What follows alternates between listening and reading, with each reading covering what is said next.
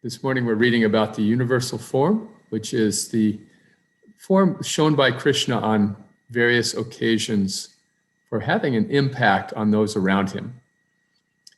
The most notable example is from Bhagavad Gita, but before we go to that, I'd like to recount one other occasion in which the Lord revealed this mystical, vast form. Prior to the great battle of Kurukshetra, Krishna was playing the part of a diplomat and trying to bring peace and avoid the battle.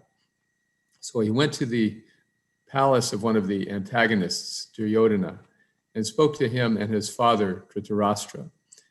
To them he explained, there's no good reason to have this battle, which is going to cost so many lives and create so much grief.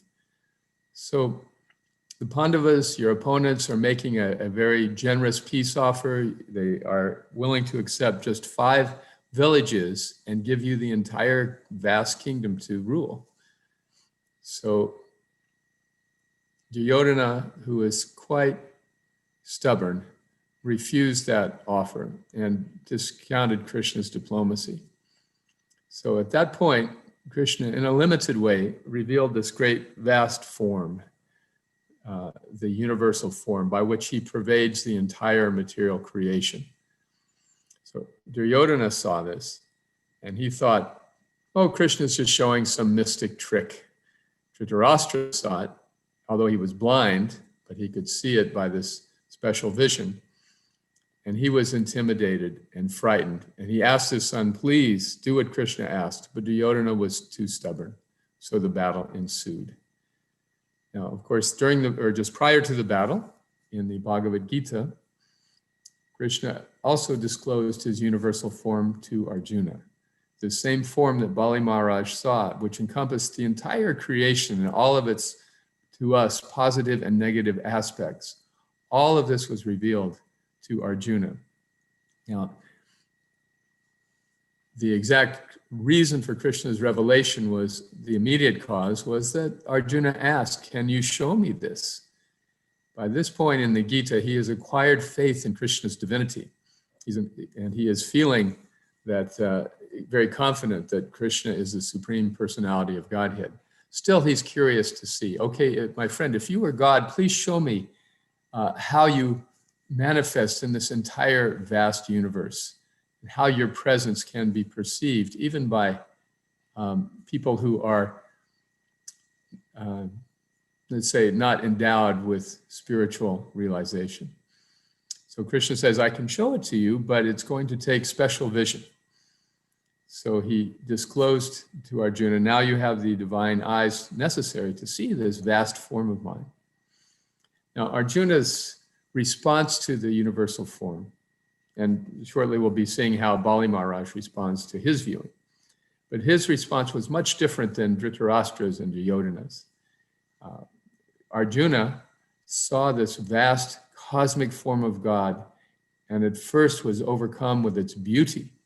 He saw the stars and the cosmos and the planets, like we see sometimes these incredible pictures from the Hubble spacecraft, showing enormous varieties of colors and shapes within the cosmos. So Arjuna saw all that and more. He saw the demigods behind these physical manifestations and the vast array of them beholden to the Supreme, his friend, Krishna. So that was beautiful and astonishing.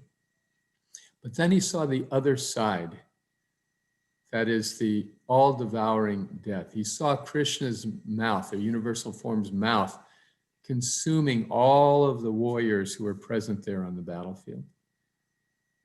Now, prior to this part of the conversation, Arjuna was very reluctant to take part in the war because he had many loved ones on the opposing side. So he was afraid that he'd have to kill people he loved and therefore didn't want to fight. But Krishna has persuaded him at this point, all right, it makes sense for him to fight, but now he's actually witnessing the results of the battle. And he's seeing that all of these loved ones, including many on his side, will all be swept into the mouth of all-devouring death. Now, this is a part of the universe, of this cosmos, we don't like to think about. I enjoy taking walks in the forest, as I'm sure many of you do, in the parks.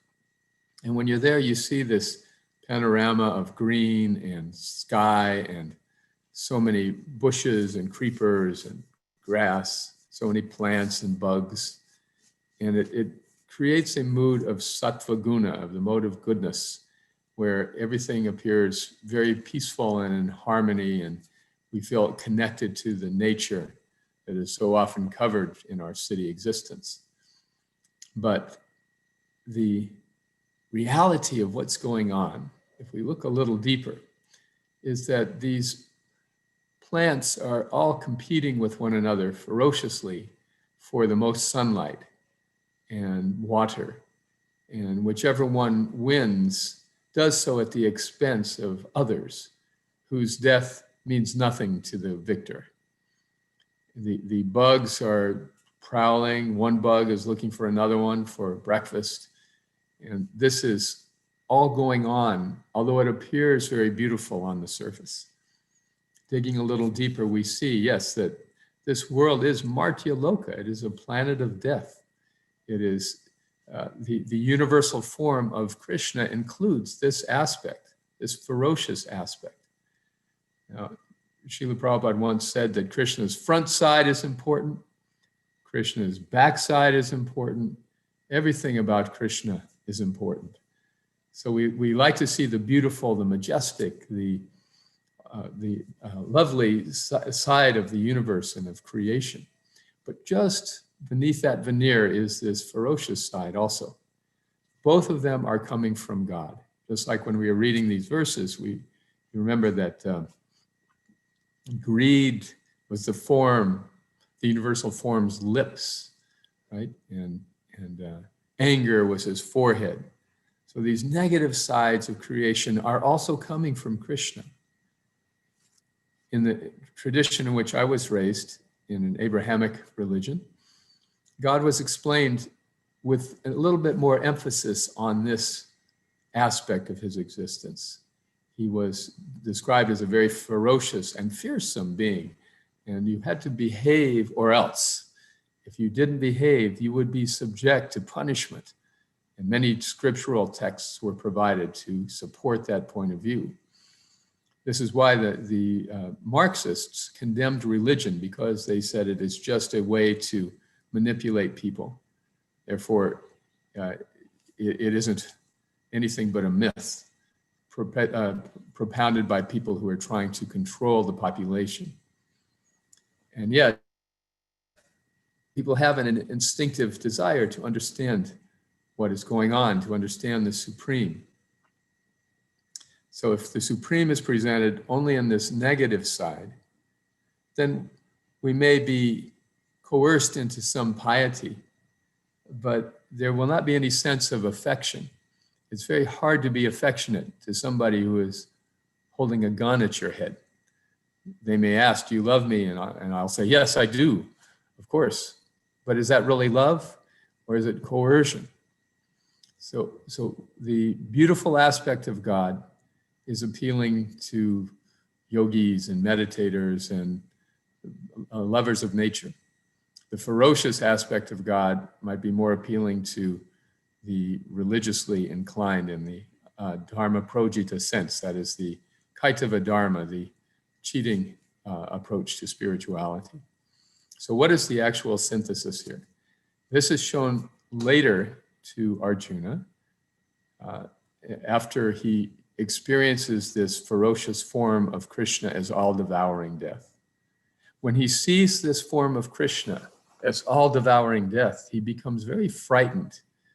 You know, throughout the Bhagavad Gita, Arjuna goes through various emotions, from confidence to depression to skepticism to enlightenment and curiosity. Now his curiosity has led him to ask to see the universal form.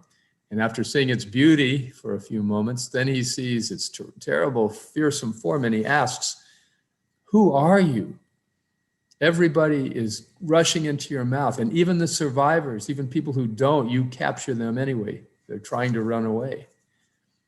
Krishna responds, Mrityu sarva haraschaham, time I am, kalosmi bharatarshava. The all-devouring death. And I am here to claim the lives of everybody present. Everyone on this battlefield, except you and your brothers, is going to be slain. They're already dead by my arrangement. So you as a warrior can take part and take credit and be my instrument, or not. It doesn't matter. So this was something that Arjuna found very difficult to comprehend, because Krishna was his friend, but now he's showing this ferocious, fearsome form. So his mood towards Krishna changes to one of great self-recrimination. He says, I'm so sorry I have treated you so informally, I sat and talked with you like a friend, making jokes. I'd lay on the same bed with you.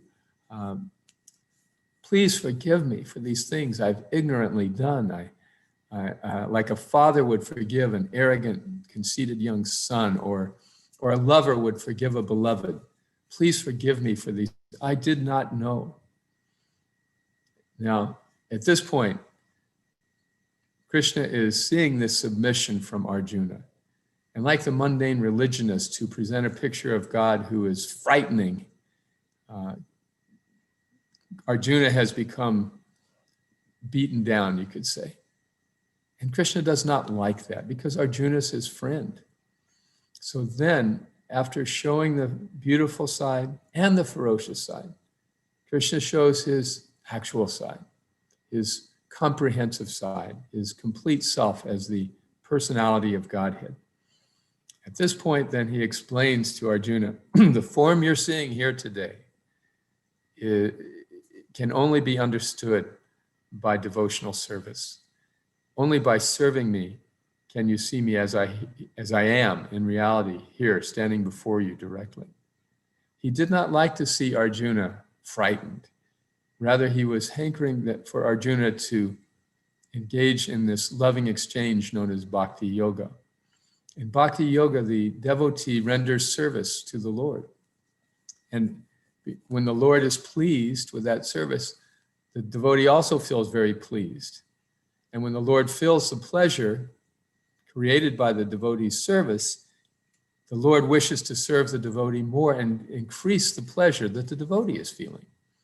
So the devotee gives pleasure to the Lord gives pleasure to the devotee, and this is called Nitya Yukta Upasate, this endless, blissful, loving exchange between the Lord and his servant. So this is what Krishna hankers for. Krishna, as we see in these verses, owns everything. Everything is just a manifestation from him. But despite that, he hankers for the love of his devotees. So as Vishnu, as the Supreme, he could have crushed Bali Maharaj very easily, in spite of Bali so successfully dominating the universe. But he doesn't like that role. He doesn't care for that role. He wants the love of his servants. So Bali became engaged in devotional service in time. And this was actually Vamanadev's desire. So similarly with Arjuna, when he saw Krishna again in his familiar two-armed form as his friend, and then he understood that this was the higher manifestation of God, then the whole lesson of having seen the universal form was complete. I've read one edition of Bhagavad Gita some years ago in which the author describes every chapter following the 11th chapter in the Gita, the 11th of the 18 chapters where this universal form is described. He said that every chapter following that is the greatest anticlimax in the history of world literature. Chapters 12 through 18, in other words, were unnecessary because Arjuna had been shown the true form of God, this ferocious, all-devouring form, scary form. Arjuna had been frightened, and therefore the Bhagavad Gita was complete. But after this, there's so much more. And beginning with the discussion about Bhakti Yoga in the very next chapter. In that discussion, Krishna says, the best thing is to always think of me with love. But if you can't do that, then follow the rules and regulations of Bhakti Yoga. So backing up a bit, as we see God in his beautiful form, we see God in his frightening form. But when we see God in his personal form, then the picture is complete. And from that perspective, he says, now, please, just serve me with love. And then he's so ecumenical. This is one of the most beautiful things about Bhagavad Gita. There's no threat, there's no coercion, and there's nothing to say that, well, if you can't do everything right now, then you're no good. If you can't love me, he said, then follow the rules and regulations of Bhakti Yoga. That's what we do as aspiring devotees. We go to the temple and we bow before the deity. We may not feel like bowing before the deity, but we bow because that's Abhyasa Yoga Yuktena, that's practicing Bhakti Yoga. And by offering our respects to Krishna, we gradually develop the desire to come to him. That's the beauty of the rules and regulations of Bhakti Yoga. There's not so many, really, like the regulative principles and aims, bowing before the deity, offering some service to the deities, offering, hearing about Krishna from the scriptures. These simple things are adequate and enable us to develop our love for Krishna. But even if those simple things, Krishna says, are too troublesome for you, then just work for me. You're going to work, you're earning some money, then give some part of your income for my service. You may not be able to render service, but you can support those who do. And then your work becomes your service. So that surrendering of some of the fruits of one's work to Krishna is itself a kind of detachment. In fact, in Karma Yoga, we learn that working without attachment is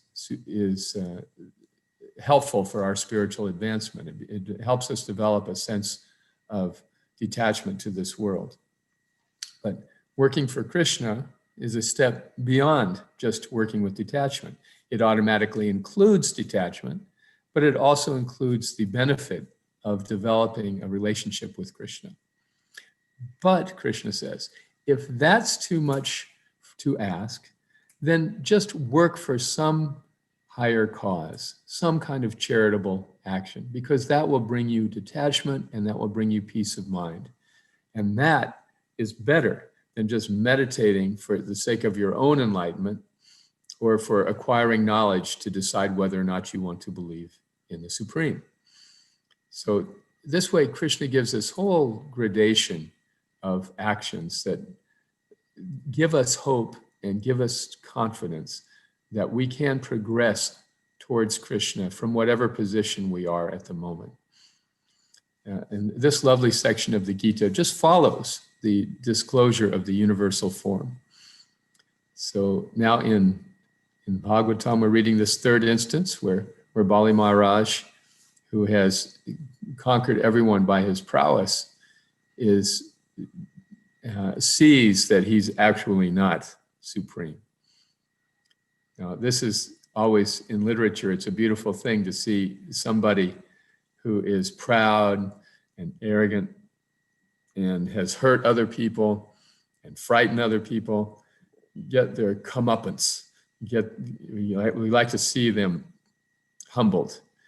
And in this case, however, because Krishna is so merciful, he's so auspicious, Bali Maharaj has no trouble accepting his subordinate position.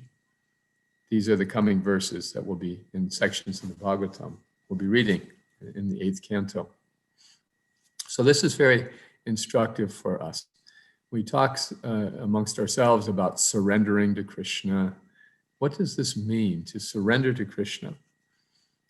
Surrendering means that we acknowledge Krishna's supremacy. We first of all understand that everything has come from him, just as we're reading in this description of the universal form. The beauty, the ugliness, the happiness, the distress, nothing in our lives happens independently of God. This is the first realization to enter our dull brains when we approach God consciousness. God is the supreme controller. There's a very powerful tendency for us to think when something averse happens, or adverse, something we don't want, then God must have dropped the ball. God must have made a mistake. God must have failed to notice my piety, or for some reason, God is doing this to me. Now, to deal with reverses God consciously means first and foremost to understand they are coming from Krishna. They are definitely coming from Krishna, and he has his reasons. They are part of the universal form. They are part of the vast creation of the Lord, these reverses which have come upon us. Therefore, a devotee always feels that when I am suffering, Krishna has given me the suffering for a reason, and that reason has to do with my own education and purification. Purification can be very excruciating sometimes. It is said that Krishna will push us to the edge of the cliff, and then he'll push us over the cliff, but then he'll catch us on the way down. So our faith will be very strongly tested when we are suffering with physical or emotional or financial or mental struggles. But we need to understand this lesson from the universal form from Bali Maharaj, that even when everything is taken away from us, it is not happening without Krishna's sanction. And Krishna is a loving, loving God. He is not vindictive in the slightest. Just as if you get a vaccine for COVID, they have to puncture your arm, right? That's the pain. So a childish person will think, oh, that's too much pain. I don't want to get the vaccination. I don't want to be immunized from a terrible disease because the pain will be too much to bear. So the terrible disease from which we're suffering in this world is this inane attachment to materialism, to thinking this illusion is true, that we can be happy chasing the mirage of enjoyment we see in this world. The great conqueror, Alexander the Great, fell ill in the midst of his conquests. And although he had amassed the largest kingdom in the world, he could not seem to overcome this disease, which historians think may have been syphilis. So as he was suffering through this illness, he instructed his ministers that should I die, I want my funeral to be conducted like this. Put my body facing skyward on a palanquin and have it carried by my 6 physicians. Make sure that my palms are open to the sky. And before the procession, before the palanquin, scatter gold coins and let the people pick them up. So the minister said, we'll certainly do this, but why do you want to do it like that? And he said, I want everyone to see that although I had conquered the greatest kingdom ever known, no physician could save me. And I want everyone to see that although I acquired so much, when I died, my hands were empty. And I want people to see that although I amassed so much wealth, in the end, it was enjoyed by others. So with this enlightened expression, Alexander the Great showed us this tremendous lesson. Nothing in this world is worth taking another birth for. And that is the really frightening disease with which we are threatened. So the vaccination of some material suffering helps us overcome that truly dangerous addiction or fate. Purushat prakritisto hi bhunkte prakriti jangunam karnam guna sangasya sadasad joni janmasu. In the 13th chapter of the Gita, Krishna says that due to attachment, to this material world, the soul has to take birth after birth, sometimes enjoying, sometimes suffering in various species of life. That is the worst calamity that any human being can face. So when Krishna shows us the negative side of this life, it's for a purpose, particularly for devotees. It's true for everyone, but for devotees it's different, because the devotee has approached Krishna with a sincere expression of surrender. And the Goswamis explain that when one does that one time, Krishna will never forget. Even if the devotee forgets or tries to forget Krishna, Krishna will never forget the devotee. Therefore, whatever happens to a devotee, having once cried out sincerely to take shelter of Krishna, whatever happens subsequently is directly controlled by Krishna. For the non-devotee, it is controlled by the material energy, because the non-devotee is wrapped up in that department of the Lord's creation. But the devotee is in a different position. The devotee is already acting on the liberated platform, even if there's still attachments remaining. The liberated platform means working for Krishna, performing devotional service, engaging in the activities of bhakti. These are liberated activities, even if we are not yet liberated ourselves. A mango which is not yet ripe is still a mango. So similarly, the devotee, even if not imbued with ecstatic love, is still a devotee. So the mode of ignorance may influence us to think, oh, I can't do it, it's too hard. This is a material infection. Devotional service is always accessible, it's always easy, it's always available. And that's the beauty of Krishna consciousness. Although we may be struggling materially in various ways, nothing can stop us from rendering some service to Krishna. And that service brings us so much peace and satisfaction. In the 9th chapter of the Gita, Krishna talks about how simple it is to please him at any time of the year. Patram pushpam palam toyam yome bhakta priyachjati. If one just offers me with love a leaf, flower, fruit, or water, I will accept it. In the springtime, trees bud and the leaves come out. Krishna will take the leaf. In the summer, the leaves mature and the tree produces a flower. Krishna will accept that flower. In the fall, the flowers fructify and turn into delicious fruit. Krishna will accept that fruit. And in the winter, when everything dies, he'll still accept water. Any poor man anywhere in the world, any time of year, can find something to offer to Krishna. So that humble offering, that simple offering of love, counteracts the sufferings of this world. And even if we do not immediately feel relief or sustained relief, by persistent practice of devotional service, the pains of the vaccinations that we're suffering in this world become bearable. And our lives become imbued with security and happiness, because we have this infallible methodology of turning to the Supreme Personality of Godhead. As Srila Prabhupada described it, the techniques of spiritual life that are meant to enlighten and uplift the entire human society. That's what we have been given by Srila Prabhupada, by the Acharyas, by Krishna in the Bhagavad Gita. And this whole display of the universal form before Bali Maharaj was just it was just to help him recognize that he, who had so much more than we to lose, was putting his faith in the wrong place.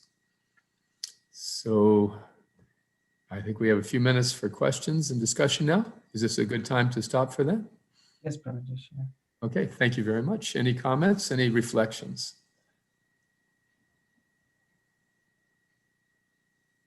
I personally appreciated the point how when you said like everything is coming from Krishna, even the reversals or difficulties and cells. So it's quite difficult to see that way, especially when either a success is there, that is very difficult to see it's coming from Krishna, because I would like to see it as I am the doer. And when the reversals are coming, it's mostly like why this person is doing this to me. So it's almost like an unbreakable trap for the consciousness. So I would like to ask, like, when especially like somebody is like dealing, at least in my opinion, they are dealing badly with me. So what is the best way I can deal with, like, how do I respond to it? Srila Prabhupada was asked this question in a very specific way many years ago. There was a young tennis professional in Hawaii, Peter Burwash, and he was just starting his career. He had won some prize money, and he used $1,000 of it, which was a huge amount for him, to become a life member of ISKCON. And so he gave it to the temple president in Honolulu, and then the next day, the temple president disappeared with the money. So Peter was very upset, and he came to Srila Prabhupada and told him what happened.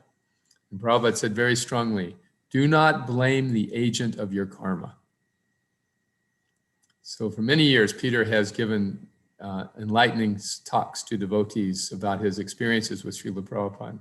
And he said, this is one of the cornerstones of his Krishna consciousness. Do not blame the agent of your karma. So this means the opposite of blaming someone is what? Is taking responsibility for oneself.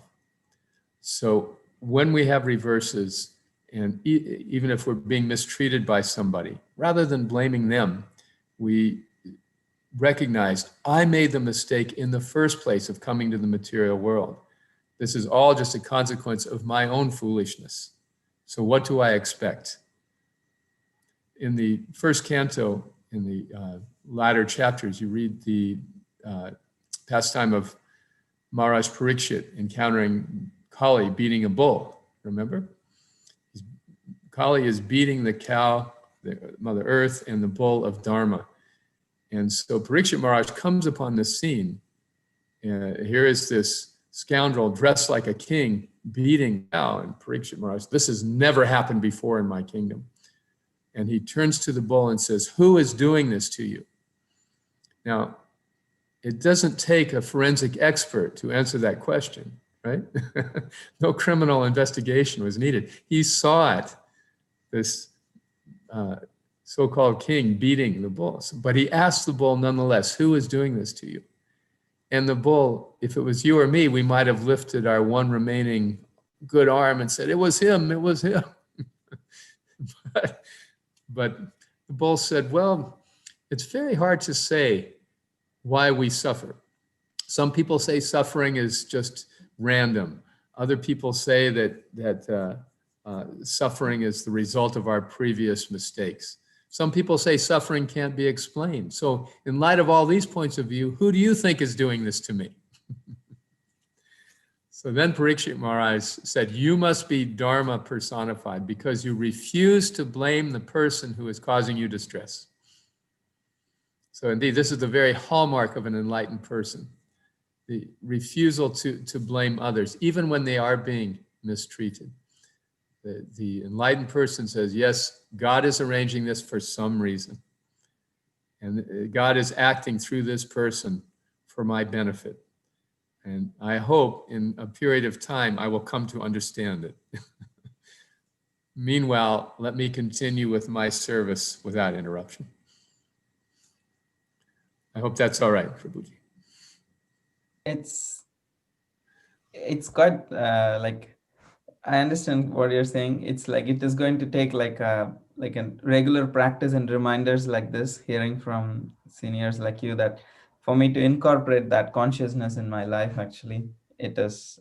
I surely need the blessings of all of you that to develop that. It's almost. It's not just going to be at the moment of any difficulty. It's supposed to be like a every day, every moment kind of a consciousness. If I practice, only then I'll be able to react in that way when these moments of test. Otherwise, it's like I live like casually, I'm the doer of everything, and then suddenly something happens, I'm like, oh, why this person is doing this to me, why this person is behaving like this to me.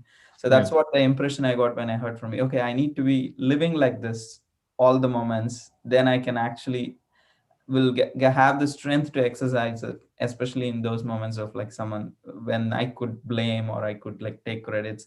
I'll rather be happy to give it to Krishna or see it as coming from Krishna. Yes, exactly. It is a discipline. and it takes practice, and yet it is a powerful antidote to depression and anger. We need to be able to ready, this expression, ready, aim, fire. We tend to ready, fire, aim. When we feel some sort of emotion, we tend to just want to give it expression. 8 o'clock. And we are unable to be patient enough to process it and to evaluate our next step in terms of our values. So yes, this is the discipline exactly. When these emotions arise, in the second chapter of the Gita, there's that beautiful verse at the end of the chapter where Krishna describes the emotions as being like a river pouring into an ocean, which is ever being filled but is always still. So in the mind of the transcendentalist, these emotions arise and these desires arise, and the transcendentalist just watches them flow by without jumping in and getting wet, or trying to stop them, or trying to divert them, or trying to overcome them. They just flow through the river of the mind of the transcendentalist. And then they enter the very calm waters in that great ocean. So if we can control anger, and it starts in the mind, by not indulging in the mind. Our actions are caused by thinking, and then feeling, and finally willing, right? So we stop at the thinking stage, not thinking ill of others, not shifting the blame on others, being responsible for our own problems like that. All right, very good. The thoughts? Is that right? Any last comments or questions, discussion before we wrap up?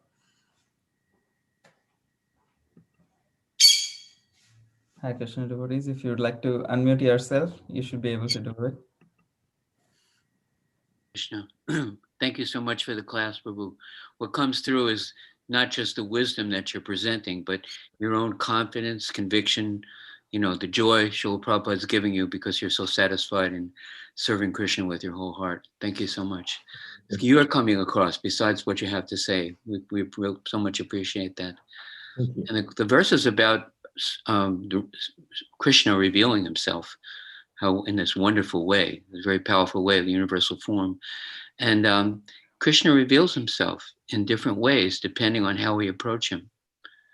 There's a classic example. He enters the wrestling arena, and the gopis see him as the boy next door, and Mother Jasoda sees him as my son, and the yogis see him as the absolute truth, and Kamsa sees him as death. As we approach Krishna, Krishna will reciprocate and reveal himself in a powerful way.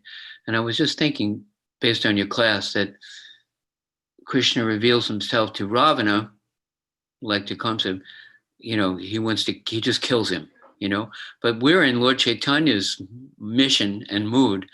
Lord Chaitanya not only wants to overcome Ravana, but he wants Ravana to become a devotee.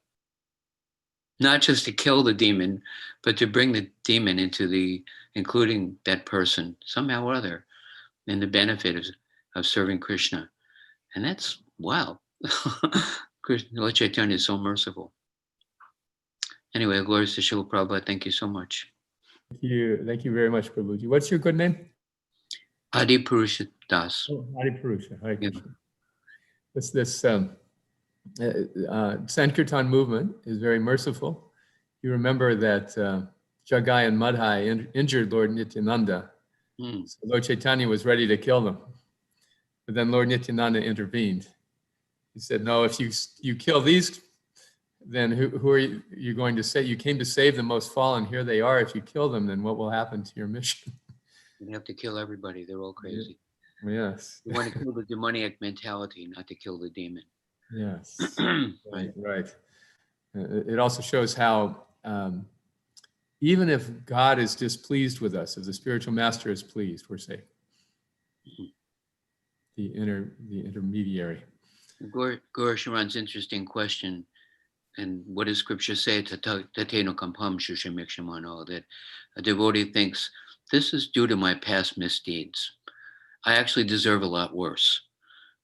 Krishna is punishing me very mildly for what I've done before. I had this coming. And then the devotee goes on in his service. Like you say, not blaming somebody else. You know, I chose to come to this material world with this duality, and therefore whatever's coming is perfectly arranged by Krishna for my upliftment, to help me learn and grow. Yes, very surgical kind of suffering I'm going through. Yeah. You remember in the 70s, there were devotees used to get kidnapped for deprogramming. And the deprogrammers would be psychologists sometimes who would say, well, you were manipulated. You're not responsible for your decision to be a devotee of Krishna. So this is the antithesis of mental health, actually, to encourage people to not take responsibility for their choices. So it all, because it was so bogus, it all ended and fell apart. But yes, this is the actual meaning of mental health. I am responsible for my decisions. And if I've made wrong ones, I'm going to correct them. Thank you very much. Very nice, Prabhu. All glories to Prabhupada. Jai Srila Prabhupada. Anything else then? All right. Thank you for the invitation.